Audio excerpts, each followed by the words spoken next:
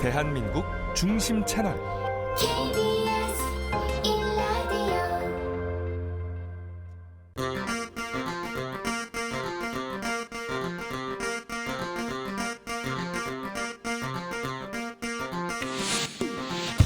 주진우 라이브 스페셜.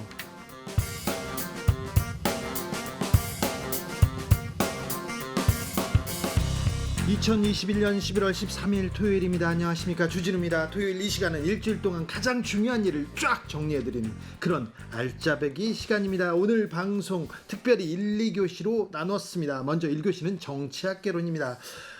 선생님 두 분 소개하겠습니다. 장경태 더불어민주당 선대위 청년본부장, 어서 오세요. 네, 안녕하세요. 정영태입니다. 김병민 국민의힘 선대위 대변인 오셨습니다. 어서 오세요. 네, 안녕하세요. 김병민입니다. 주진우 라이브 스페셜. 장경태 의원 궁금했어요. 얼굴 보고 싶어요. 어떻게 해야 됩니까? 자주 저를 봐주시면 됩니다. 자주 하면 되겠습니까? 자주 네. 봐주는데 얼굴 보고 싶어. 어떻게 해야 돼? 이 방송 영상으로 제가 보실 수 있습니다. 쫓아가겠습니다. 영상도 보실 수 있으시고요. 네. 지금 바로 유튜브에서 주진우 라이브 검색하시고 영상으로도 만나보시기 바랍니다. 자, 김병민 대변인 선물 준비했다면서요? 예, 이번 주 중에 가장 기억에 남는 뉴스가 뭔지 어떻게 생각하는지 간단히 보내주시면 3분 추첨해서 3만 원 상당의 치킨 세트 보내드리도록 하겠습니다. 어디로 보내면 돼요? 어디로? 바로 카카오톡 플러스 친구에서 주진우 라이브를 검색하시고 친구 추가한 다음 후기를 보내주시면 됩니다. 윤석열 후보를 응원하는 마음도 함께 담아서 보내주시기 바랍니다. 거기서 윤석열이 왜 나와? 훅 들어와. 자, 주진우 라이브 스페셜 1교시 정치학개론 시작해 보겠습니다.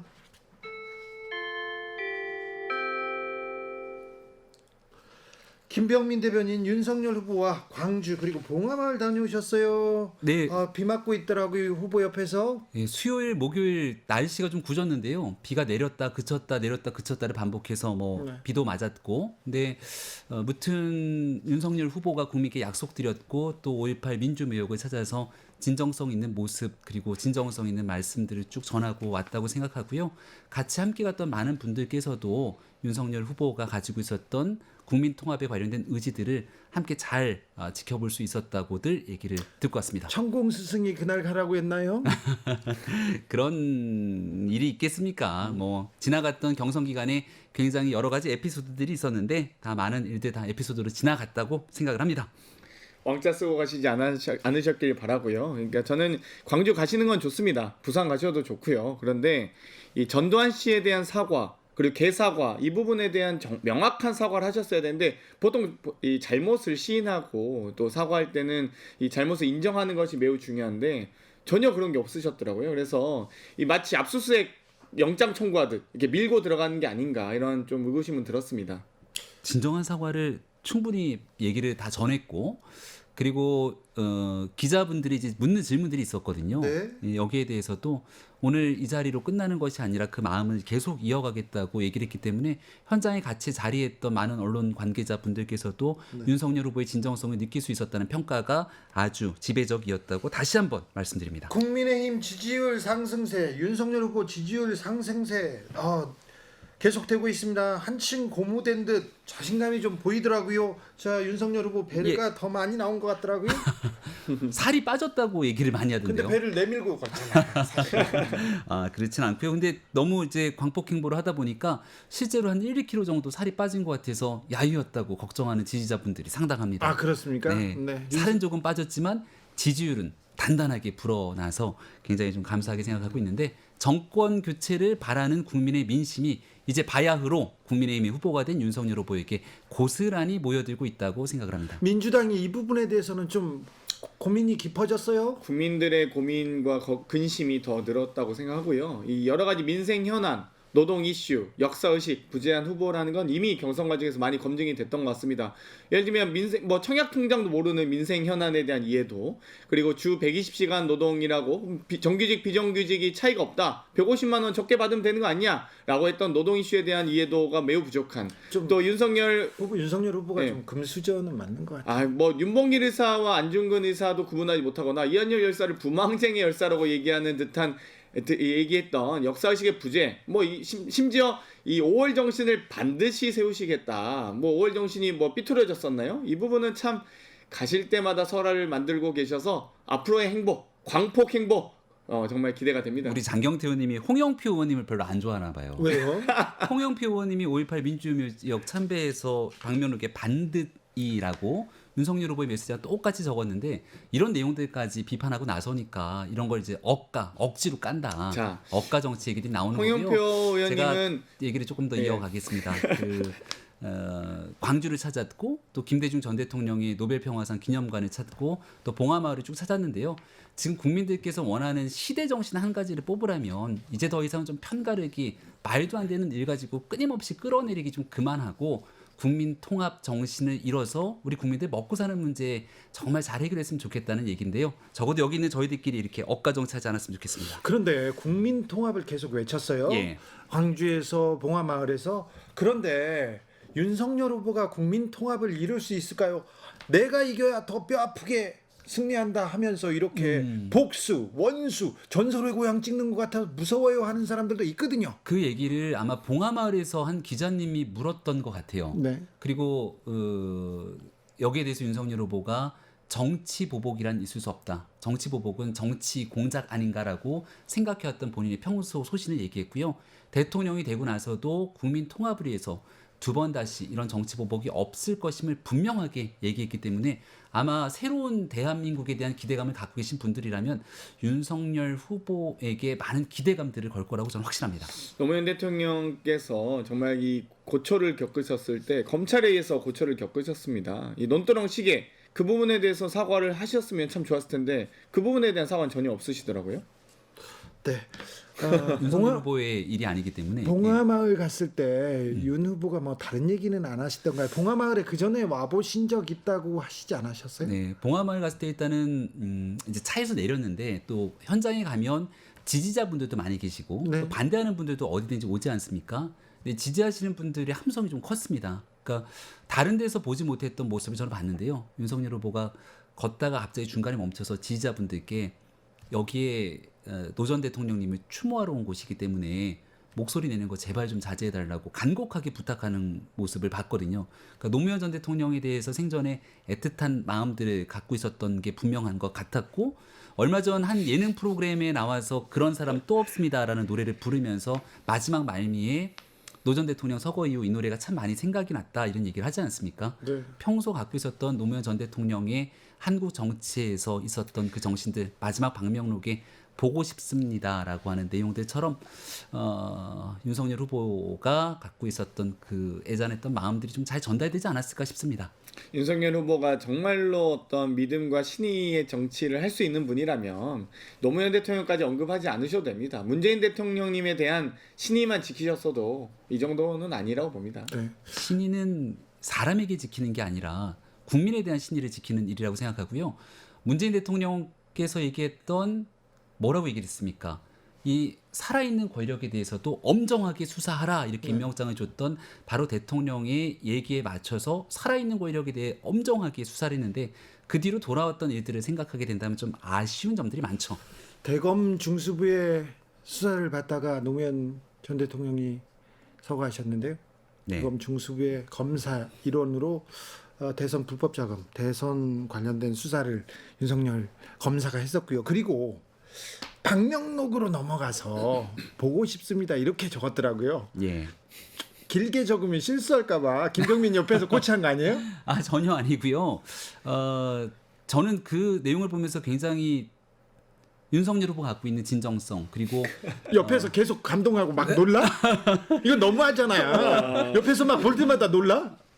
아니 근데 행사장에 가서 우리가 이제 TPO라고도 얘기를 하지 않습니까? 시간, 장소, 상황에 맞춰 갖고 적합한 메시지를 내는 건 매우 중요한데 특히 노 전 대통령 묘역 이 봉하마을을 찾았을 때는 후보의 표정부터 그리고 그 옆에 있을 때 느꼈던 진심이나 이런 것들이 그냥 본인 혼자가 아니라 대한민국 야당의 대통령 후보로서 국민들이 갖고 있는 그 마음과 공감하기 위해서 노력을 했다 이렇게 생각하고요. 그 보고 싶다는 표현도 그렇게 생각하고 있는 많은 국민들의 마음을 함께 전한 것이라고 생각을 합니다.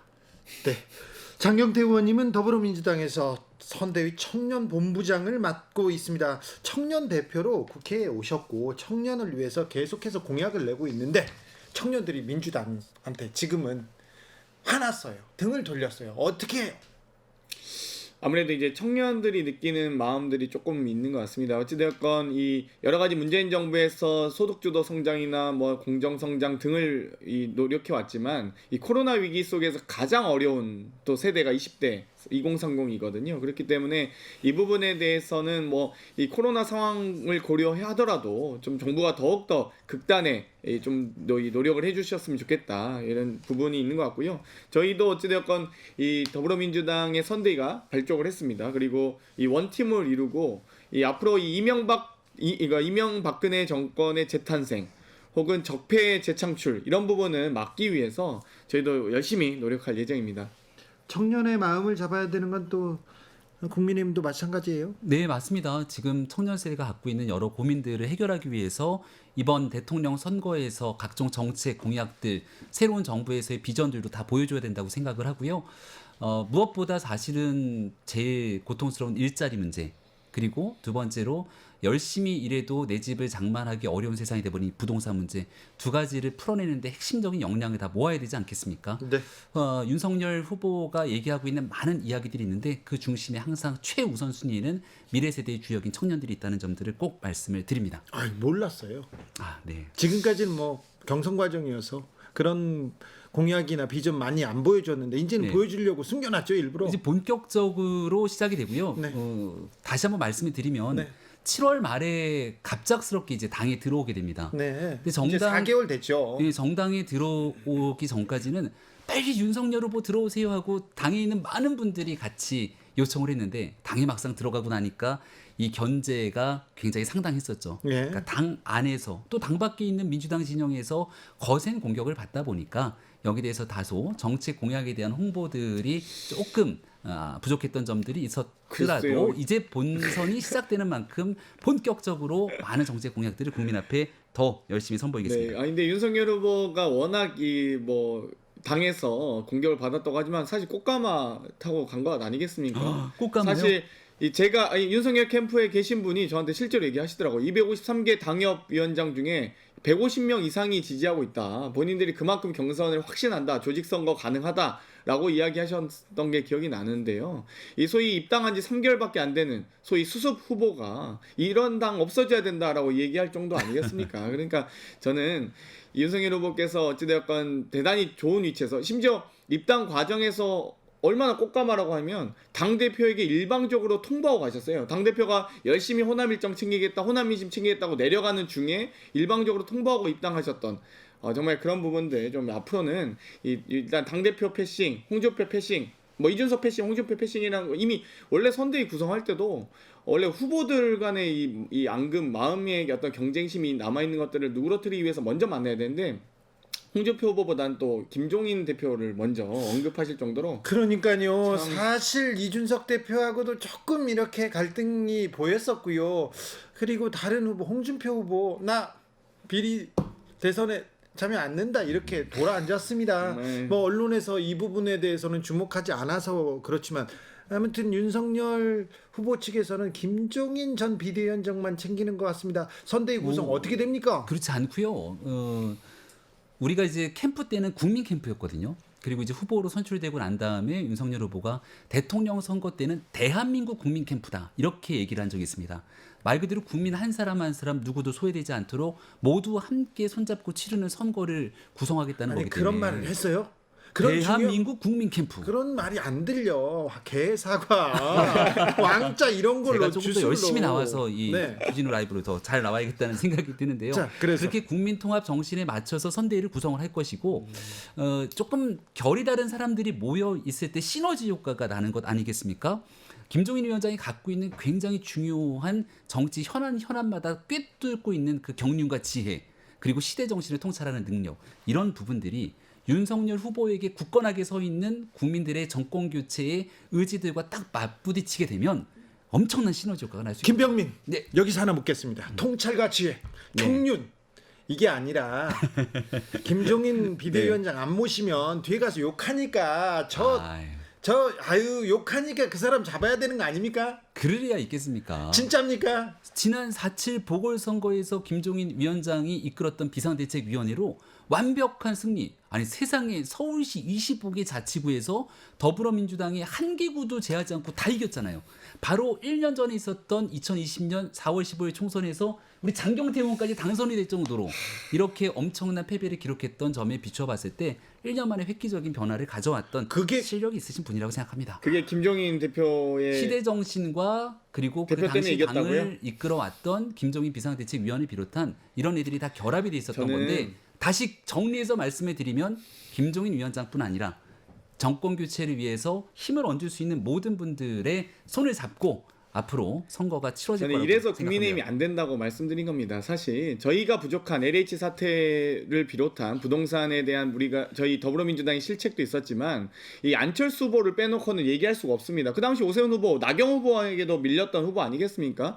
이 안철수 후보가 어찌되었건 이 국민의당이 작년 총선 불과 말씀하셨으니까 얘기하는데 작년 총선에서도 지역구 후보를 한 명도 안 낼 정도로 이 정말 비례정당으로 남을 정도로 이 국민의힘의 많은 부분 양보한 건 사실입니다. 그리고 이 소위 지지율 같은 경우는 보수 야권 후보 중에 지지율 1위였던 명실상부한 1위였던 안철수 후보가 이 나경원 후보와 오세훈 후보 그리고 국민의힘에서 당 후보를 선출한 이후에 소위 굳이 단일화하지 않으셨어도 돼요. 사실 국민의힘의 오세훈 후보의 당선에 가장 결정적 기여하신 분은 안철수 후보입니다. 그런데 어땠습니까? 당대당 통합 과정에서 이 당협위원장, 상임정국위원 뭐 여러 가지 양보 하나도 안 하시잖아요. 그러니까 안철수 후보가 화나지 않을 수밖에 없고요. 제가 보기엔 이 4.7 재보궐선거의 승리는 LH 사태와 안철수 후보입니다. 근데 왜 김종인 대표라고 생각하시는지 참 이런 부분이 안철수 후보를 배제하기 위한 그 사전 포석이 아니냐 이런 의구심을 가질 수밖에 우리 없습니다. 민주당이 안철수 대표와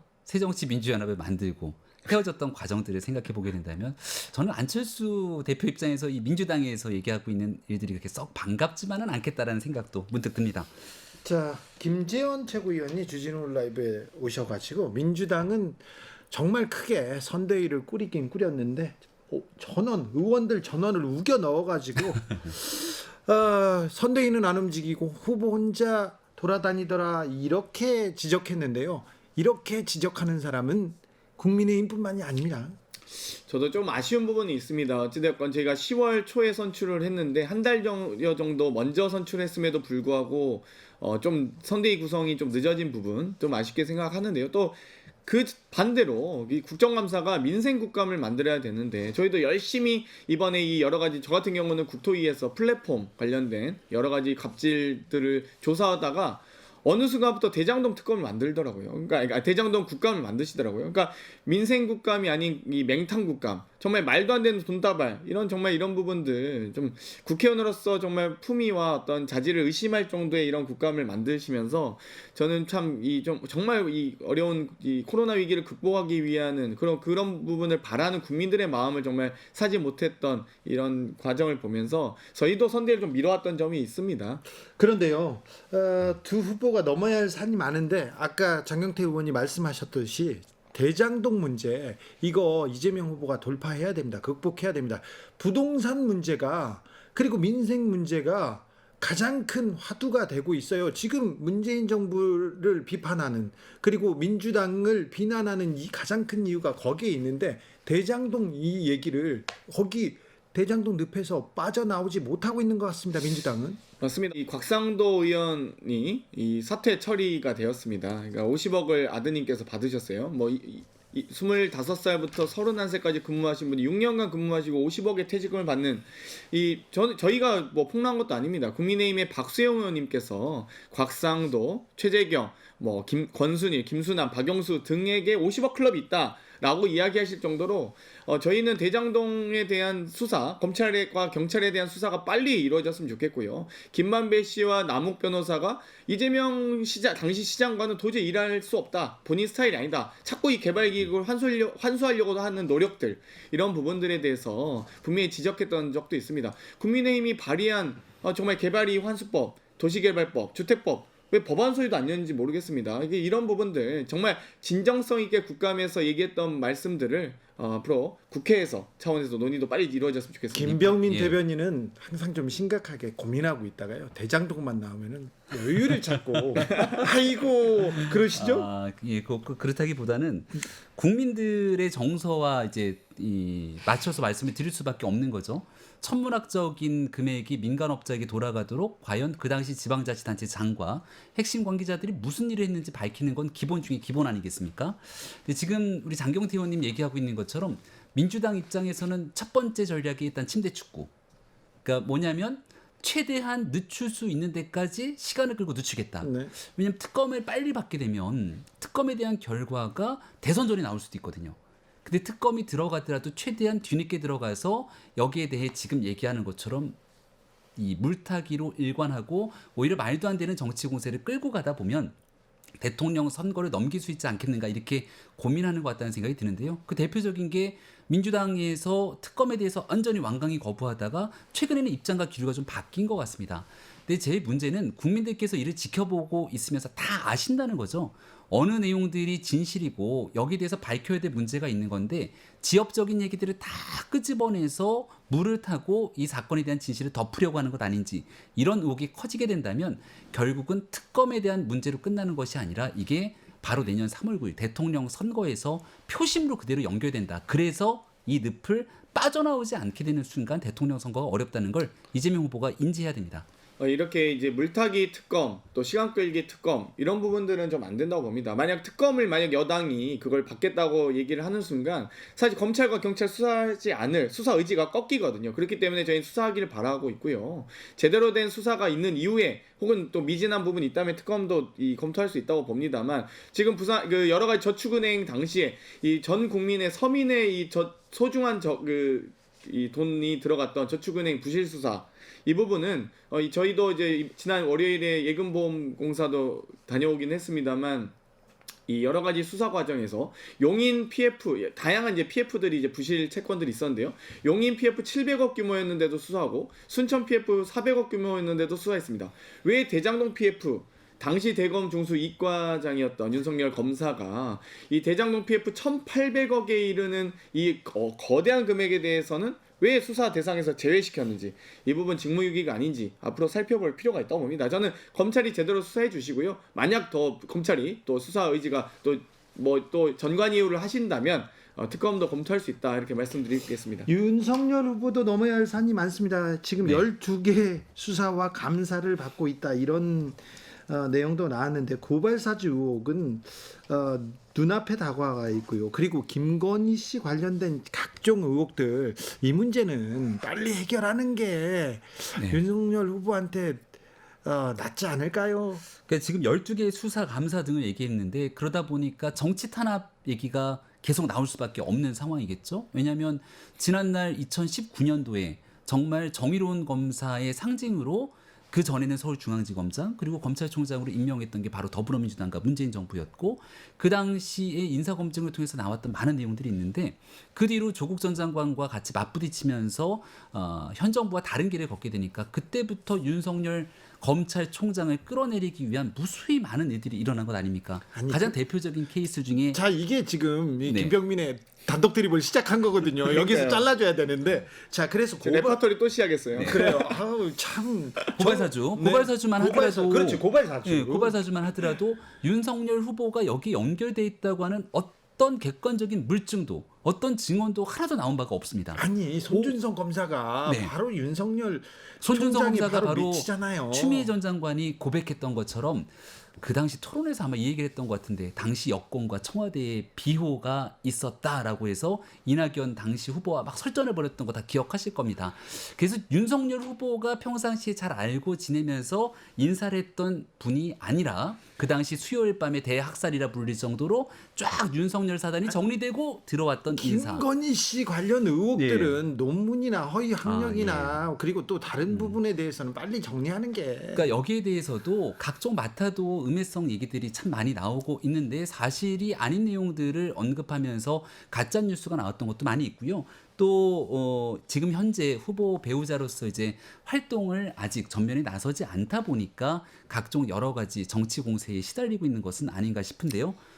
이제 국민의힘의 본격적인 대통령 후보가 최종적으로 됐고 후보 배우자로서 차분히 국민들께 여러 가지 행보들도 이어가야 될 테니까 관련돼서 곧 나오십니까? 지켜볼 거라고 생각을 곧 합니다. 나오시고 얘기를 하시겠네요. 네, 저희는 있는 내용 그대로를 다 말씀을 드리죠. 그러니까 이재명 후보가 최근에 들어서 굉장히 억울한 것처럼 막 얘기를 하더라고요. 왜냐하면 배우자가 갑자기 낙상을 해서 병원에 입원하고 나니까 온갖 맡아도 음해성 뭐 얘기들이라고 이야기를 하게 되는 건데 이재명 후보 입장에서는 막 억울하고 굉장히 답답하고 관련된 법적 조치 등을 얘기하고 있는 것 같은데 우리 지난날 한번 생각해 보십시오. 여름 정도에 X파일이라고 하는 해괴망측한 문건들이 돌아다니기 시작하면서 정말 참 입에 담기도 어려운 일들이 많았지만 뭐 하나 진실로 드러난 게 있습니까? 너무 많은 얘기를 하셔서 네, 조금만 그렇기 때문에 여기에 대해서 이렇게 있지도 않은 사실관계들 다 정리해 놓고 정말 대통령 후보 배우자로서 국민 앞에 좋은 모습 보이기 위해서 또 준비를 하고 있습니다. 윤석열 X파일 몇 개냐 제가 물어봤던 적 있습니다. X개입니다. 뭐 정말 많은 의혹들이 있고요. 정말 이재명 후보 또한 이 부인의 이 낙상 사고에 정말 대선 일정 그 소중한 시간들을 다 일정을 취소하고 부인의 병간호에 힘썼다는 점 말씀드리고 싶고요.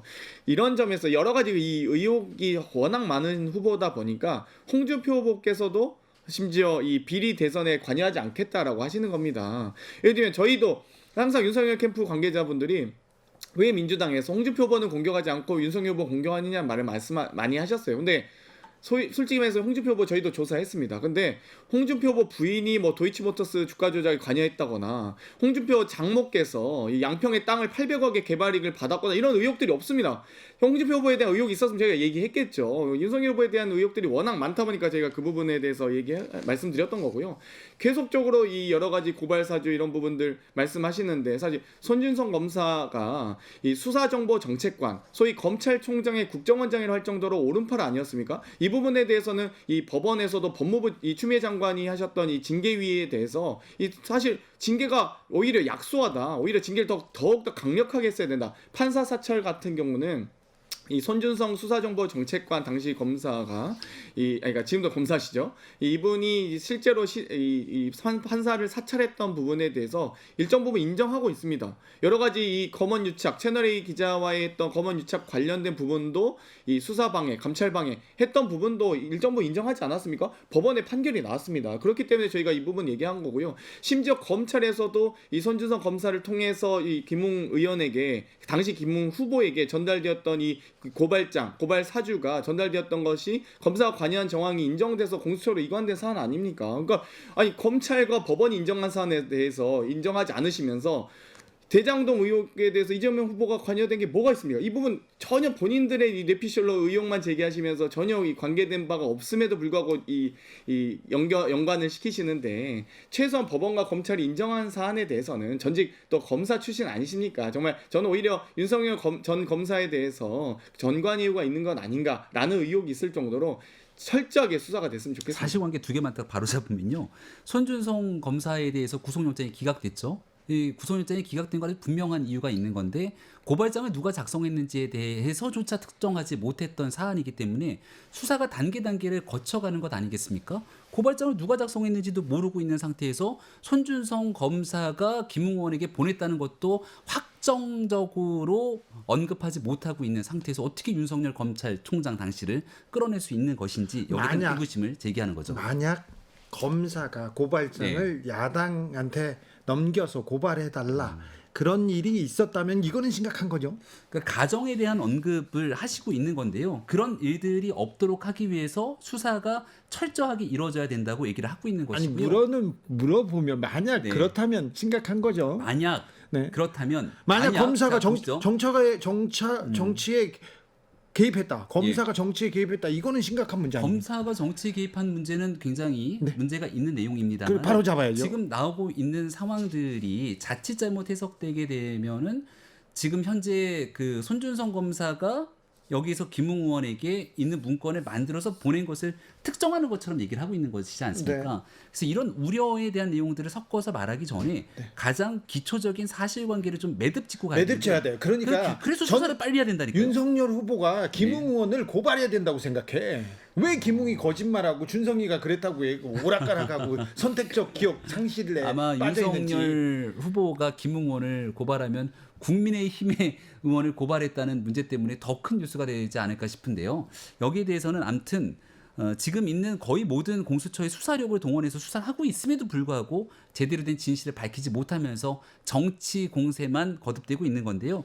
진실 밝힐 수 있는 가장 쉬운 일들이 있습니다. 일단 이 문제가 아닌 정진상 이재명 후보의 가장 오른팔이 왜 유동규 씨와 바로 그 중요한 시점 압수수색에 나섰을 때 통화를 했는가 여기에 대해서부터 사건의 진실들을 빨리 파헤쳐야 되는데 아니 김웅에서 왜 정진상으로 대장동에 넘어가죠? 관한 얘기들의 진실을 규명하는 거를 이 고발 사주에 관련된 수사하는 수사력의 10분의 1만이라도 썼으면 이 진실들이 좀 평등하게 일단은 밝혀질 이 수 있지 않을까 군인과 싶습니다. 검사에 의해서 선거 개입이 있다.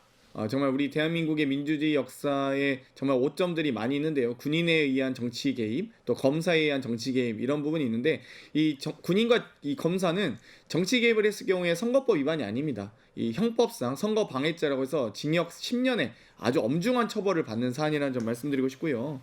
어찌되건 방금 여러 가지 이야기를 하셨는데 이 김웅 의원에 대한 고발 윤석열 후보가 하실 수 있겠습니까? 사실 만약에 본인이 정말 떳떳하고 당당하다면 김웅 의원이 왜 그런 이 자료들을 검사로부터 받았는지 고발장 작성한 게 문제가 아니라 검사로부터 야당 국회의원 후보가 그 자료를 받은 것 자체가 문제입니다. 그렇기 때문에 이 부분에 대해서 윤석열 후보가 강력하게 규탄한다면 이 김웅 의원을 고발하시기 바랍니다. 2030 청년들이 어른들 싫어요. 이 사회 미워요 얘기합니다.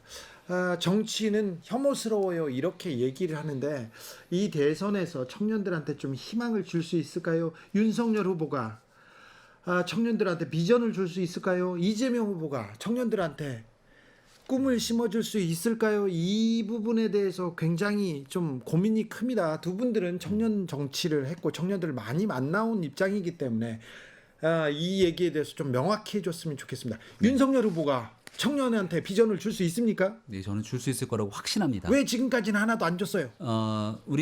저도 이제 그 청년 세대를 같이 경험했고 네. 지금 이제 아이 셋을 키우고 있는 40살이 됐지만 아직도 마음은 청년 세대와 똑같은 공감대를 형성하고 있다고 생각합니다. 여전히 여의도 정치를 보게 되면 기득권에 사로잡혀서 우리가 갖고 있는 일상적인 문제와 전혀 공감하지 못하는 다른 세계에 살고 있는 것은 아닌가 이런 고민들을 하게 되는데요. 네. 왜 국민들께서 기존에 있었던 많은 기성 정치인들이 아닌 이제 갓 정치에 입문한 지 얼마 되지 않는 새로운 정치인 윤석열을 국민의힘의 대권 주자 반열에 올려서 새로운 대통령으로서 기대를 갖고 있는지를 고민해 보게 된다면 지금까지의 정치와는 정말 다른 모습을 보여주기를 기대하고 희망한다고 생각합니다. 그 모습 꼭 보여드리도록 더 노력하겠습니다. 민생 현안과 노동 이슈, 역사의식이 없는 윤석열 후보가 과연 청년과 청소년을 고민한 적이 있었을지 참 그게 궁금하고요. 오히려 이재명 후보 같은 경우는 성남시장 시절에 무상교복, 청년 배당 이런 정책들을 이미 실행한 바가 있습니다. 심지어 이 경기도지사 시절에는 청년연금까지 도입해서 오히려 경기도에 있는 청년들에게 특혜가 아니냐라고 비판을 받을 정도로 강력하게 이 청년 관련된 고민들, 청소년 관련된 고민들을 지속적으로 해온 후보라고 정말 자신 있게 말씀드릴 수 있고요. 앞으로 대통령이 돼서 전 국민에게, 전 청년에게, 청소년들에게 도움이 되는 정책들을 실현하겠다 말씀드릴 수 있겠습니다. 딱 들으니까 이재명 후보가 네 글자를 좋아하는 것 같아요. 무상교복, 무상급식, 기본소득, 대동세상, 화천대유, 천하통일 이런 일들을 빨리 좀 벗어나는 진실 규명이 이루어질 때 새로운 희망이 있을 겁니다. 윤석열 후보도 네 글자 좋아하시죠? 천공스승 뭐 이런 부분들 있습니다. 네. 천공스승이 선대위 어떻게 꾸리라고 교실을 내리셨던데요? 아유 무슨 말씀이에요. 예, 전혀 관계가 있지 않다는 점을 다시 이 자리를 빌어서 말씀드립니다. 자, 오늘 말씀 반갑고 감사했습니다. 경쟁인데 좀 선의의 경쟁, 정책 경쟁, 비전 경쟁, 국민들을 위한 경쟁을 좀 해주셨으면 합니다. 상대 당에게, 상대 후보에게 하고 싶은 말이 있습니까? 5글자로 말해주신다면 김병민? 확 끄는데요. 왜요? 이제 이런 말씀 좀 그만하시고요. 네. 국민들의 마음을 확 끌기 위해서 대장동의 진실도 밝히고 남은 대선 기간 열심히 국민들과 함께해 주시기를 부탁드립니다. 끝까지 사람들을 확 잡아 끌었습니다. 자, 장경태 의원 5자로. 저는 본부장 수사하겠습니다. 본인, 부인, 장모에 대한 수사 공정하게 타인을 수사했을 때 공정을 외쳤듯이 본인도 자기 자신도 또 부인과 장모에 대한 수사도 공정하게 하셨으면 좋겠습니다. 네. 그러면 상대 후보에 대한 장점 하나씩 얘기하고 가자고요. 자, 김병민 대변인, 이재명 후보가 청년 정책은 많이 했네. 그죠? 성남에서 경기도에서 정책을 내놨네. 안 그렇지 않습니까? 많은 정책들을 보여줬죠. 이재명 후보가 장점이라고 얘기를 하면 그 지난 선거에 출마 선언 때 이런 얘기를 했거든요.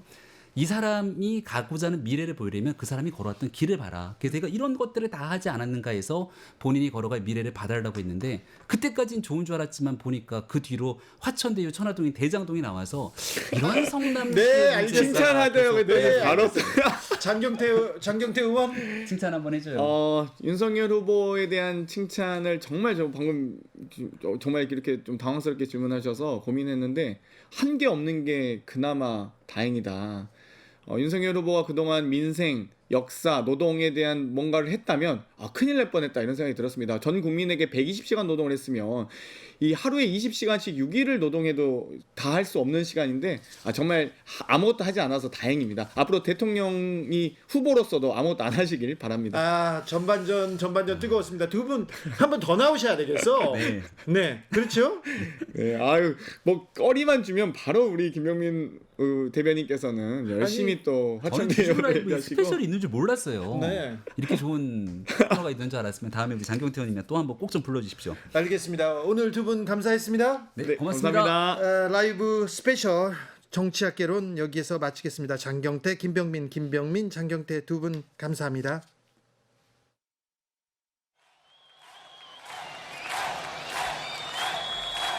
인생은 살아있는 것, 살아가는 것, 그리고 사랑하는 것. 주진우 라이브 송년 특집 공개 방송 라이브 리브 러브에 코로나 시대를 잘 살아낸 여러분을 초대합니다. 지금 바로 주진우 라이브 홈페이지를 찾아와 주세요.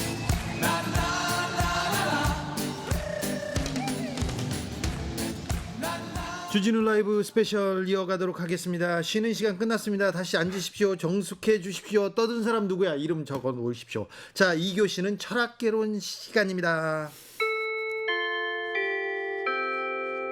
2교시 선생님은 법부터 철학, 정치까지 꿰뚫고 있는 양지열 변호사 모셨습니다. 어서 오십시오. 네, 안녕하세요. 네. 양재입니다. 혼자 모셨어요?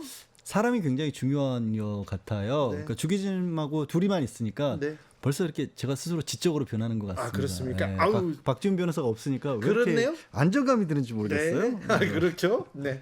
자, 일주일 동안 주진우 라이브에서 가장 똑똑해지는 그런 시간 준비했습니다.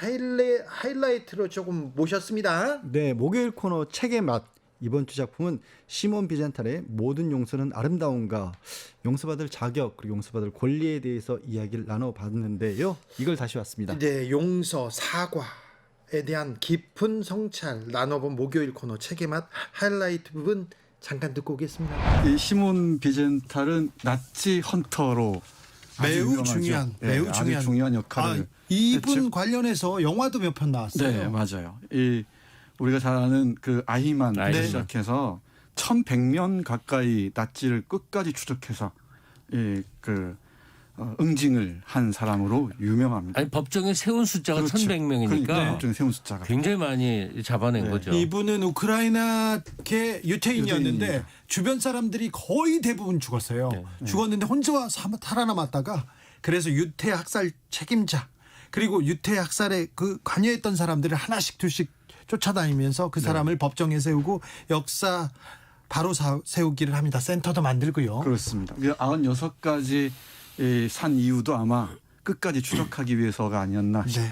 싶기도 합니다. 의지의 이 추적자라고 얘기할 수 있죠. 그 시몬 비젠탈이 1942년이죠. 네. 42년에 우크라이나의 그 렘베르크에서 수용소 생활을 했는데 네. 그때 어느 날 이 죽어가는 SS 대원 그 칼을 21살의 칼로부터 나치 친위대. 나치 친위대죠. 네. 자신의 잘못에 대한 참회를 듣고 용서해달라는 소리를 듣습니다. 네. 근데 그 얘기가 이 책의 전반부 선플라워 해바라기고요. 너무 충격받았어요. 저는. 네. 그리고요. 이런 상황이 나한테 오면 어떻게 할까? 그렇죠. 이게 두렵더라고요. 그걸 묻습니다. 네. 당신이라면 이런 상황에서 어떻게 할 것인가? 네. 수용소에 갇힌 유대인이 네. 유대인들을 학살한 SS 친위대, 그 네. 친위대 장교로부터 용서해달라는 말을 들었을 때 우리는 어떤 대답을 했었죠. 그러니까 못된 짓, 나쁜 짓은 다 해요. 반윤리, 비윤리를 다 하고 이제 죽어가. 아파서 죽어가다가 누구한테는 용서를 빌고 싶은 거예요. 근데 하필이면 시몬 비젠탈한테 이 얘기를 했습니다. 네. 그렇습니다. 이 용서를 전반부고, 빈 구체적인 사건이 책에 나오는데 네. 그 당시 흔히 있었던 일인데 뭐냐면 그 나치 SS 대원이 그 30여 명 몰살을 당한 사건이 벌어져요. 러시아군에게. 네, 러시아군한테. 그러니까 그 보복으로 뭐 러시아군을 어떻게 할 수는 없으니까 유대인 300여 명을 좁은 집안에 가둔 다음에 수류탄을 던지고 거기서 불이 나서 튀어나오는 사람들은 기관총으로 쏘고. 싸그리 전원을 죽여버린 사건인데 네.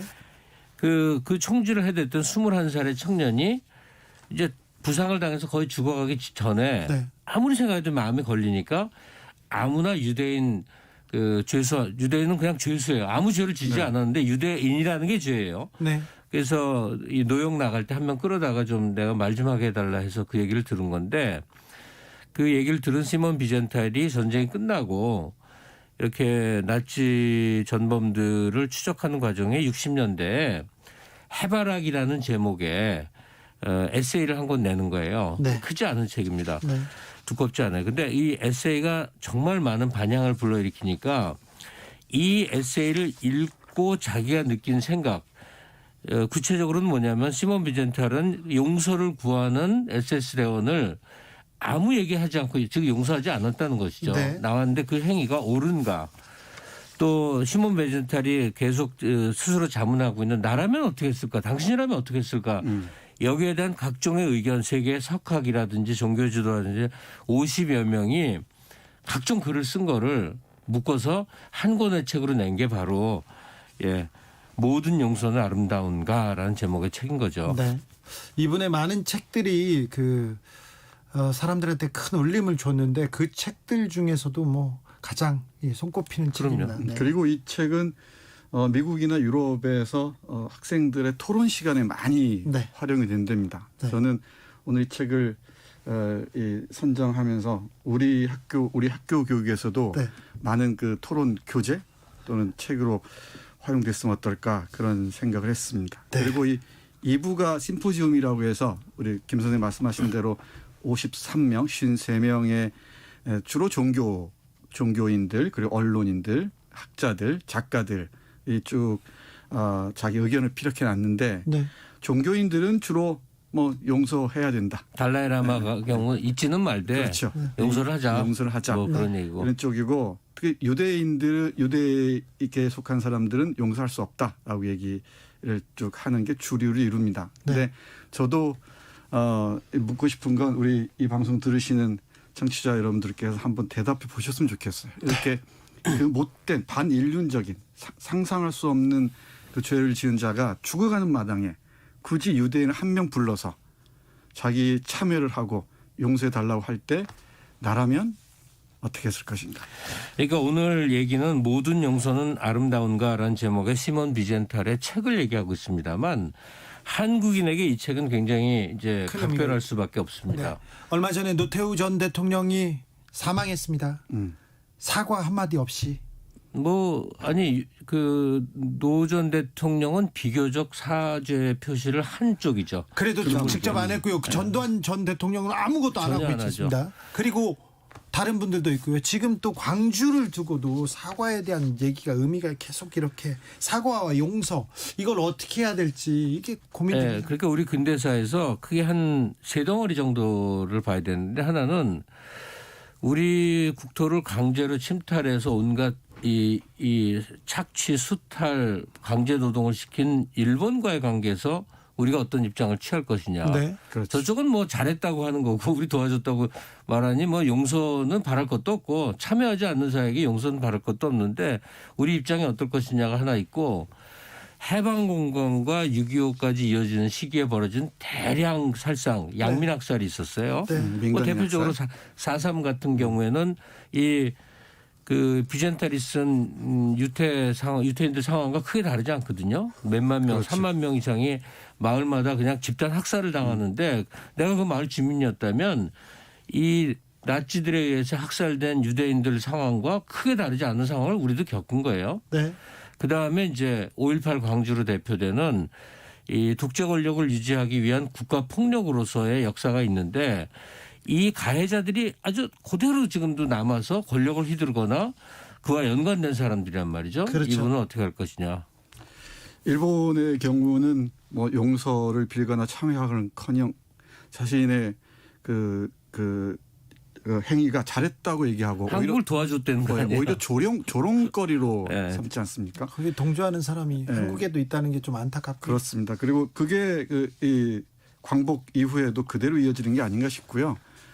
이 책은 그나마 참여 용서를 비는 상황인데 네. 우리는 그런 상황을 경험해 본 적이 없습니다. 그러니까요. 놀랍게도. 그래서 좀 더 안타까워요. 네. 예, 그러니까 사과 없는 그 용서, 사과도 사과답지 않은 용서들, 일본이 그렇듯이 네. 한국에서 민간인 학살과 관련된 것들도 전혀 사과나 참여가 없이 용서하는 쪽에 일방적 용서만을 요구하는 이 비대칭적인 상황을 어떻게 이해할 것인가. 네. 그리고 이 책의 뒷부분에서 꼭 기억할 문장이 있는데요. 네. 프리모 레비의 말도 훌륭하지만 네. 허버트 마르쿠제라는 그 유명한 철학자가 한 말이 있습니다. 그러한 범죄를 쉽사리 용서해 주는 것이야말로 오히려 본질적인 악의 문제를 희석시킬 뿐이라는 게 나의 생각입니다. 네. 이게 저의 생각하고 아주 비슷한 그렇습니까? 의견입니다. 이 제대로 사과하지 않는 것을 용서로 더 씌워주는 순간 그 악은 그 범죄는 다시 반복될 수밖에 없다는 거죠. 그리고 이게 한일 관계로 환원해서 얘기하자면 이런 표현이 있어요. 옛다 그래 사과 받아. 이게 조롱이거든요. 조롱이죠. 아이고. 우린 조롱만 받았던 거지 그들이 참여한 적이 없어요. 양지열 변호사님, 윤석열 후보가 광주 5.18 묘역을 가서 반드시라는 단어를 썼습니다. 논란이 됐는데 변호사님은 어떻게 보셨어요? 저는 뭐 좀 해석하기 이전에요. 참 저 단어는 검찰 조서에는 자주 쓰는 단어가 아니었지. 전혀 등장하지 않지 않습니까? 네, 생경합니다. 이게 무슨 말인가라고 생각하실 텐데요. 검찰 조서나 판결문 같이, 그러니까 검사나 판사가 쓰는 그런 문장들에는 꼭 의례적으로 들어가는 단어들이 있거든요. 그렇죠. 그러니까 일반인들이 쓰는 그냥 보통 말을 쓰는 게 아니라 그분들끼리 마치 수학 공식처럼 들어가는 단어들이 있는데 윤석열 후보 입장에서는 굉장히 낯선 단어였을 것 같아요. 평소에 이런 문장들을 잘 써보지 않았을 테니까 네. 그런 생각이 일단 먼저 들었습니다. 네, 정선태 교수께서는 문법적으로 틀린 문장은 아니지만 맥락이 맞지 않았다고 이렇게 지적하셨습니다. 죽어가는 나치 장교로부터 용서해달라는 말을 들었어요. 수많은 죄를 지어놓고 죽기 전에 나는 용서받고 싶어서 아무나 불러서 사과하고 싶었다고 합니다. 그때 어떤 대답을 했을까요? 용서받기 위해서 이분은 마음을 먹은 걸까요? 아니면 자격이 있었던 걸까요? 이런 생각도 해봅니다.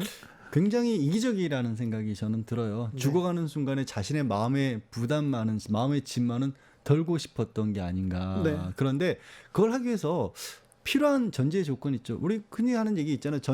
법정에서 손해배상으로 합의를 하기 위해서라도 피해를 회복시켜야 한다라는 게 기본 전제이거든요. 그 죽어가는 장교가 피해를 회복시킬 방법이 있었나요? 네. 거기에 대해서 어느 정도의 마음이라도 있었을까요? 네. 아니면 그냥 난 편히 눈 감고 싶었을까요? 우리 사회가 이게 대한민국 사회가 굉장히 훌륭한 국민들이죠. 근데 가끔 그 훌륭함이 용서를 강요받는 그런 일들로도 이어진 것 같습니다. 네. 과거를 청산하는 데 있어서도 청산의 전제가 되고 있는 무언가가 있기 전에 이젠 그만 묻읍시다. 네. 라고 가는 경우들이 종종 있어요. 그렇죠. 일본 그리고 친일파 군사 정권 그리고 그다음에 독재 정권에 부역했던 사람들 이런 청산하지 못한 역사 때문에 우리는 용서와 사과에 대해서 계속 고민하게 됩니다. 그러니까 윤석열 후보가 이제 광주에 갔을 때 저는 굉장히 아쉬웠던 부분은 뭐냐면 과거의 일을 돌이킬 수는 없죠. 네. 그리고 본인이 뭐 전두환이 저지른 일에 대해서 다 책임을 져라 이런 말은 아니고요. 그 이후에 지금 이제 사실상 이제 국민의힘 당 대표의 권한을 다 위임받았지 않습니까? 그렇죠. 그동안에 국민의힘이 이제 문제를 일으켰던 부분들이 있습니다. 특히 광주와 관련해서 5.18과 관련해서 이런 부분에 대해서 지금 취할 수 있는 조치들 아니 뭐 수사 전문가니까 네. 발포 명령권자를 찾는 일이 아직도 지지부진한데 제가 그 총력을 다해보겠습니다. 그렇죠. 그런 얘기라도 좀 있었으면 그렇죠. 그러면 사람들이 진정성을 조금 믿겠어요. 네, 그러면 광주 분들도 조금 마음을 여실 수 있었을 텐데 그런 건 없이 그냥 나는 용서받고 싶다라고 하면 사과하겠다라고 하면 이게 좀 받아들이는 입장에서는 좀 어렵지 않을까 싶어요. 당에 또 핵심부로 들어온 김진태 전 의원 얼마나 5.18을 폄훼하고 왜곡했습니까? 그런데 지금 버젓하게 움직입니다. 그런데 사과를 했다. 사과를 했어. 뭐 고개를 숙이고 저는 사과를 했다. 이제 앞으로는 사과했는데 또 뭐라고 하느냐, 정치 공방하느냐, 그 이후에 이회전으로 넘어갈 거예요. 사실 그런 부분들이 더 안타까운 것 같아요. 그 자리에서 또 했던 얘기들이 약간 뭐 국민 통합 이런 얘기들, 앞으로에는 갈등이 없었다라는 식의 말씀을 던지셨습니다. 예. 그래서 나는 할 바를 다 했는데 계속해서 얘기가 나오면 나는 통합을 원했고 갈등을 원하지 않았는데 누군가 다른 사람이 갈등을 일으키는 것처럼 그렇게 구도가 만들어질 수 있다라는 거거든요.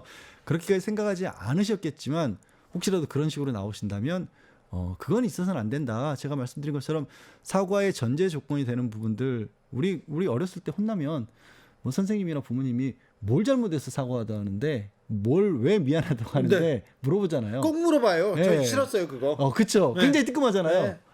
왜 사과하신 거예요? 그게 빠져 있었습니다. 아, 왜가 빠져 있었다. 네, 왜 사과하신 거예요? 윤석열 후보가 지금껏 걸어온 길을 보면 사과를 엄청 싫어합니다. 사과해야 될 때 사과 안 한 적도 있고요. 그건 윤석열 후보뿐만이 아니라요. 묘하게 법조계 인사들이 그런 성향이 좀 있습니다. 아, 그렇죠. 그런 거 느끼시죠? 네. 뭐 검찰도 그렇고 법원도 그렇고 이상하게 거기서 사과를 한다라고 하는 게 자기가 졌다. 네, 졌다. 우리 법조인들이 정말 저는 법조인들이 써서는 안 될 얘기가 이겼다 졌다라고 표현을 써요. 재판에서도 졌다 이겼다. 네. 아니 한 사람이 지금 유죄를 받고 이제 감옥에서 평생을 썩어야 되느냐 말아야 되느냐 이런 어떤 그런 중차대한 상황에 대해서 누군가는 밖에서 내가 졌어. 아니 내가 이겼어. 이게 승부로 봐버린단 말이에요. 네, 승부. 예, 그러게 졌지만 내가 사과할 일이야? 이렇게 가버리거든요. 네. 그 정치인 윤석열 앞으로 잘못된 거 문제가 생기고 뭐 실수를 하면 사과를 할까요 앞으로? 해야죠. 그러니까 정치인으로서 살아가기 위해서는 해야죠. 그러니까 법조인과 다른 부분은 뭐냐면 법조인은 사람들에게 설득하고 내가 옳다라고 얘기하는 사람이라고 볼 수 있고요. 정치인들은 내가 아무리 어떻게 생각하더라도 다른 사람들, 다른 국민들이 전반적으로 어떻게 생각하는지 귀를 기울여야 하는 자리거든요. 사과를 하셔야죠. 네. 검사 윤석열, 정치인 윤석열이 됐습니다. 사과의 첫 발을 뗀 윤 후보 앞날 어찌 될지 지켜보겠습니다. 영화 민양 얘기하시는 분들이 많았는데 정말 용서를 했어. 내가 예수한테 용서를 받아서 마음이 편안합니다. 아니 내가 사과를 받을 준비도 안 돼 있고 용서할 준비가 안 됐는데 이미 용서를 해버린 그 관계 굉장히 안타까웠는데요. 네, 오늘 철학 수업에서는 용서, 사과에 대한 고민 해봤습니다. 양지열 변호사와 함께 똑똑해지는 시간 가졌습니다. 양지열 변호사님 오늘도 감사합니다. 네, 고맙습니다. 똑똑해지는 시간이 아니라요. 그냥 저 같은 생각을 하시는 분이 많을 것 같아요. 그냥 같이 공감하는 시간이었다고 저는 봅니다. 네. 선물 소개해 주세요. 네, 카카오톡 플러스 친구에서 주진우 라이브 검색하시고 친구 추가한 다음에요.